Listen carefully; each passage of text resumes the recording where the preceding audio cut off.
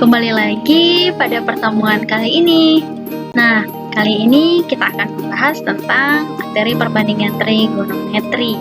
Nah, sebelum kita masuk pada materi perbandingan trigonometri, maka kita akan terlebih dahulu masuk pada pengertian dari sudut. Nah,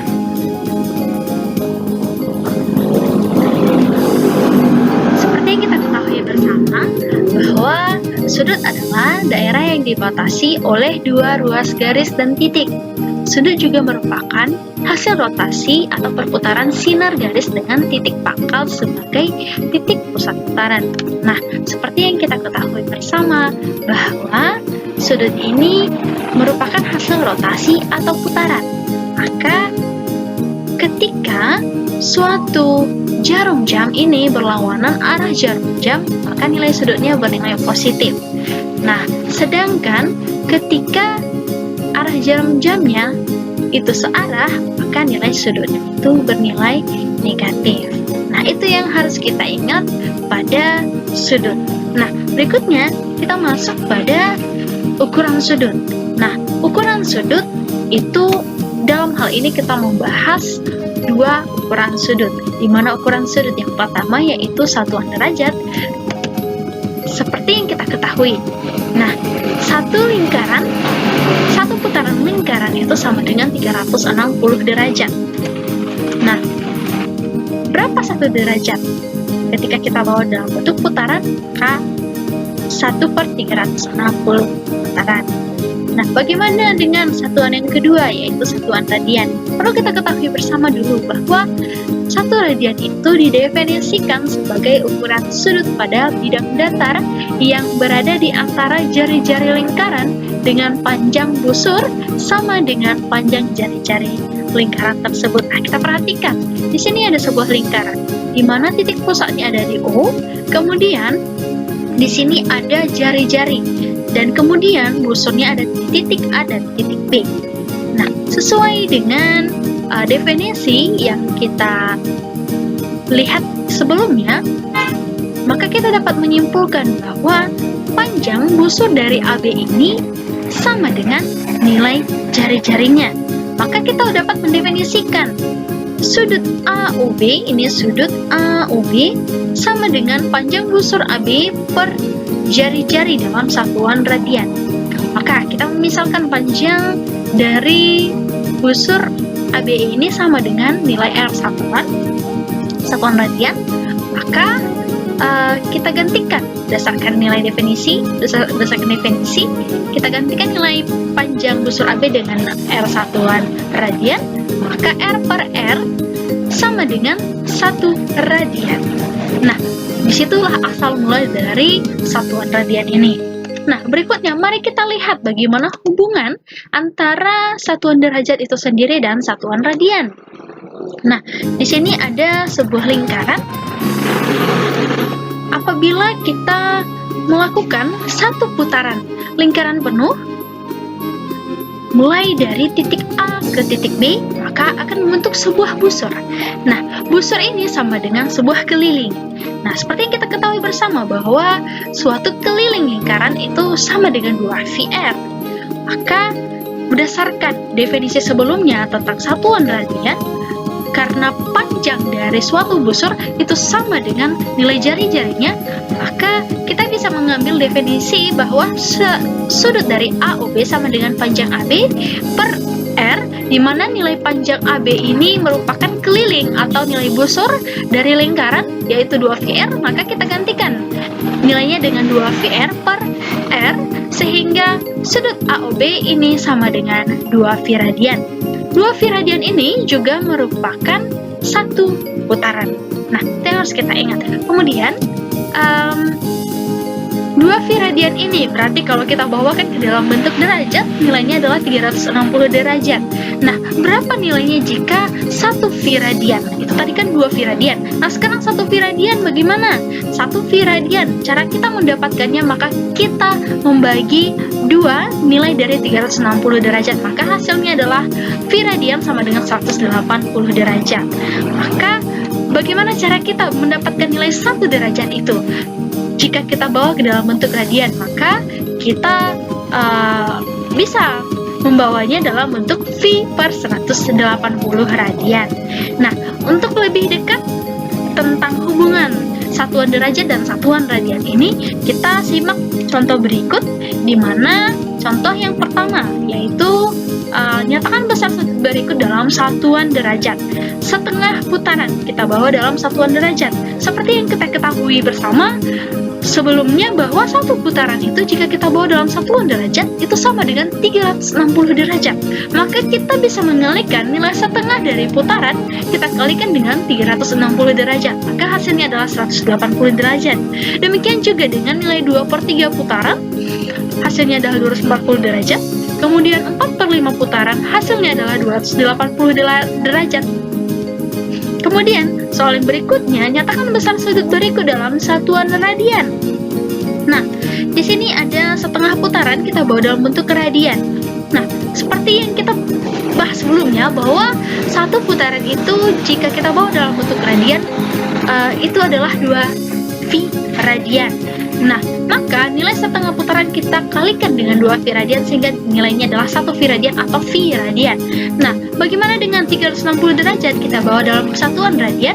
Maka kita tinggal mengalikan dengan nilai V per 180 radian sehingga hasilnya adalah 2V radian. Demikian dengan nilai 225 derajat, hasilnya adalah 5/4 V radian. Berikutnya yaitu contoh berikut. Nah, klinometer adalah alat yang sederhana untuk mengukur sudut pandang. Ini adalah klinometer, di mana klinometer ini mengukur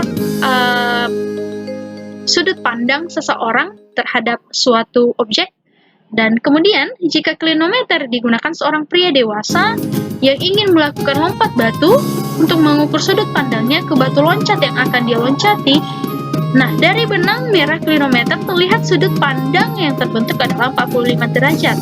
Maka tentukan besar sudut elevasinya dalam radian dan putaran.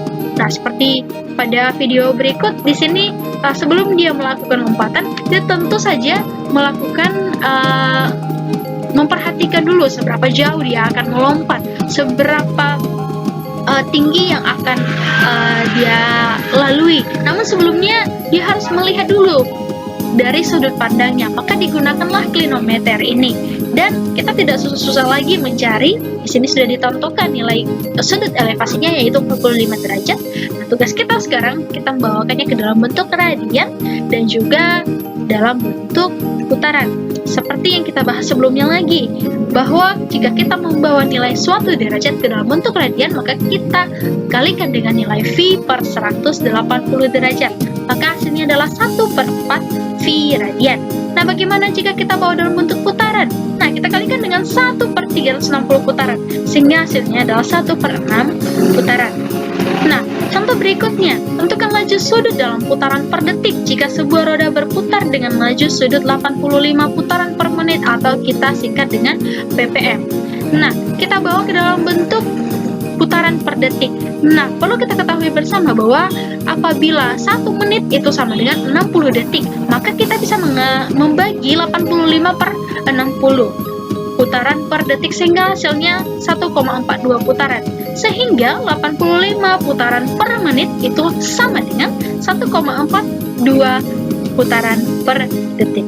Nah, kita masuk pada materi berikutnya, yaitu materi perbandingan trigonometri pada segitiga siku-siku. Di sini kita akan mengambil sebuah rumah adat yang menjadi simbol dari kebanggaan rakyat Nias, di mana rumah adat Nias ini merupakan rumah panggung yang khas untuk penduduk masyarakat Nias yang dibuat di atas tiang kayu yang tinggi dan besar.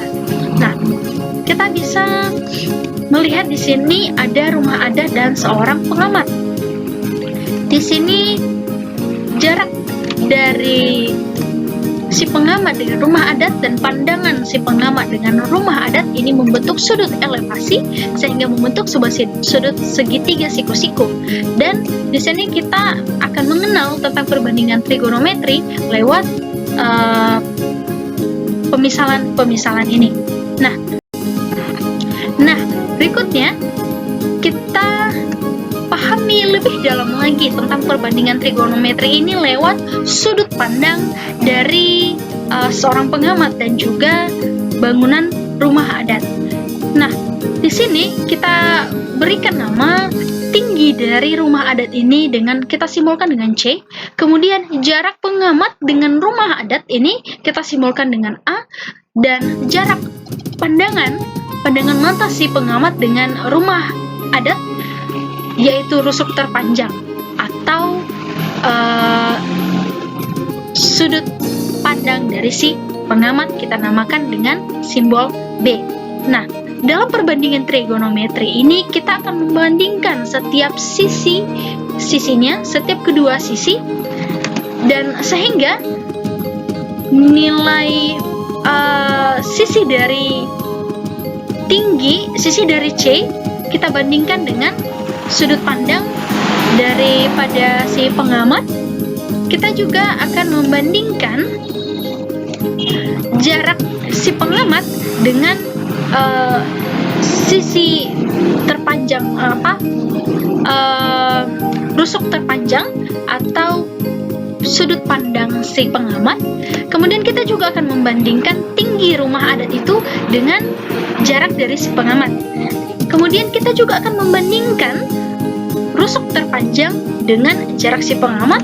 Kita juga akan membandingkan nilai rusuk terpanjang atau pemandangan sudut pandang dari si pengamat dengan tinggi rumah adat.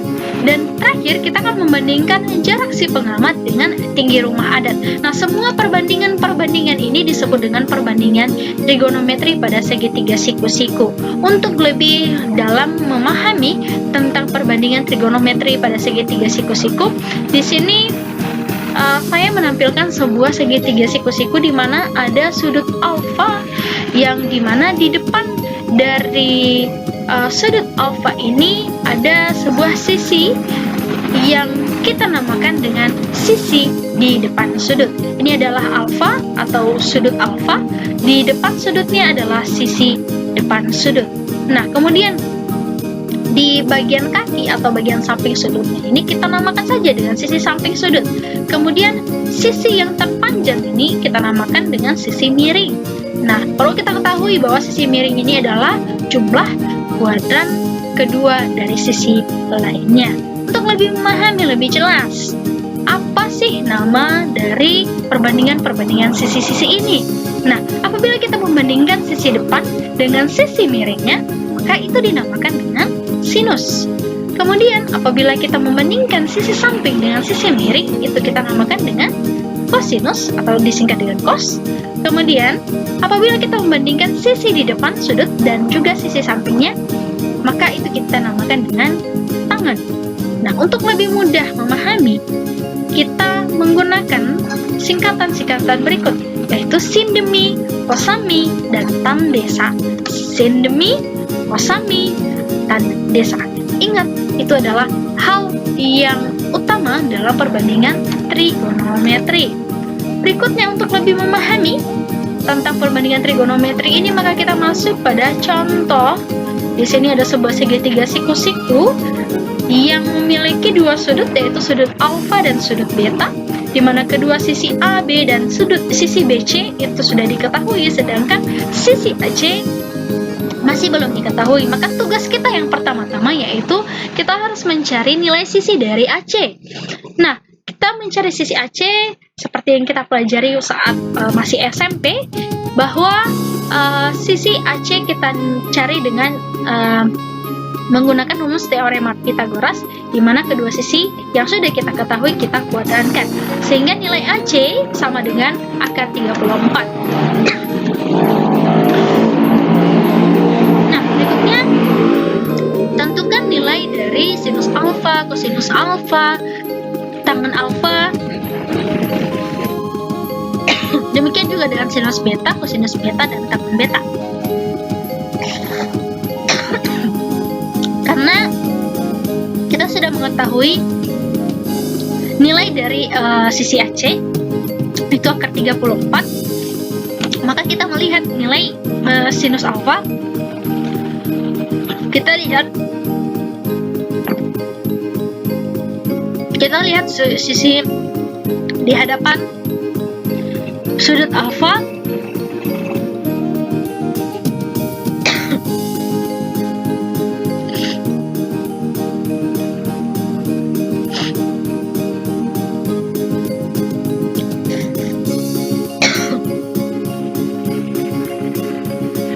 Mari kita perhatikan, di sini dia meminta nilai dari sinus alfa dan sinus beta. Kita perhatikan bahwa sinus itu sendiri tadi merupakan perbandingan antara sisi depan dan sisi miring. Kita lihat terlebih dahulu pada sudut alfa, di mana sisi di depan alfa adalah 3, kemudian sisi miringnya nilai AC-nya adalah akar 34, sehingga kita bisa merasionalkan, kita mengalihkan dan merasionalkan, sehingga hasilnya adalah 3/34 akar 34. Kemudian nilai kosinus alfa, tangan alfa, itu kita cari berdasarkan dengan perbandingan trigonometri. Demikian juga dengan sinus beta, di mana nilai sinus beta di hadapan sudutnya adalah ada 5, kemudian sisi miringnya adalah AC, sehingga hasilnya adalah 5/34 akar 34. Demikian dengan kosinus beta juga dengan tangan beta. Nah, selain daripada sinus, kosinus, dan tangen, ketiga perbandingan trigonometri itu juga memiliki kebalikannya, di mana kebalikan dari ketiga perbandingan itu ada kosekan, ada sekan, dan juga kotangen. Nah, sinus merupakan kebalikan, kosekan merupakan kebalikan dari sinus, di mana kalau sinus tadi itu perbandingan antara sisi depan dengan sisi miring, sedangkan ini kebalikannya. Kalau kosekan atau disingkat cos itu perbandingannya sisi miring dengan sisi depan, sedangkan kalau sekan itu kebalikan dari kosinus, di mana perbandingannya adalah sisi miring dengan sisi samping, dan untuk kotangen merupakan kebalikan dari tangan sendiri, dan juga perbandingannya yaitu sisi samping dengan sisi depan. Nah, demikian yang bisa saya sampaikan. Semoga ilmunya bisa bermanfaat. Terima kasih, ya Allah.